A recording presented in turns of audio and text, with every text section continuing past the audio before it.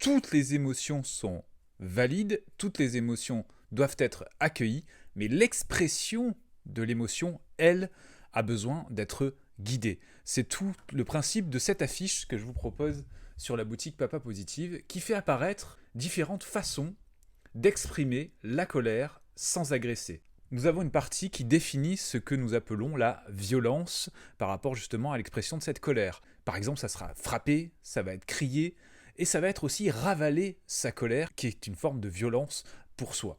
De l'autre côté de la fiche, nous allons donc retrouver les stratégies non violentes d'expression de la colère. On va passer par le fait de souffler pour s'apaiser, le fait de verbaliser ce que nous ressentons, ou encore s'éloigner de la source de la colère. Ce support pédagogique est donc intéressant puisque nous allons pouvoir aborder ces notions de violence et de non-violence, d'accueil de l'émotion, et surtout nous allons pouvoir créer des sortes de scénarios pour s'entraîner à utiliser la partie non violente de la feuille afin que, en situation, ou disons avant que l'émotion ne déborde complètement l'enfant, il puisse penser à ces stratégies pour éviter de glisser vers cette agressivité.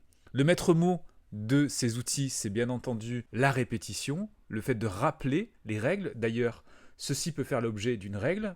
On a le droit de ressentir une émotion, on a le droit donc de la verbaliser, mais effectivement, nous n'avons pas le droit d'agresser autrui, et ainsi on fixe des règles et des repères pour l'enfant en s'appuyant sur ce type de support. Cet outil est disponible sur la boutique Papa Positive. Je vous en souhaite une très bonne utilisation et je réponds à vos commentaires sous cette vidéo ou ailleurs. À bientôt.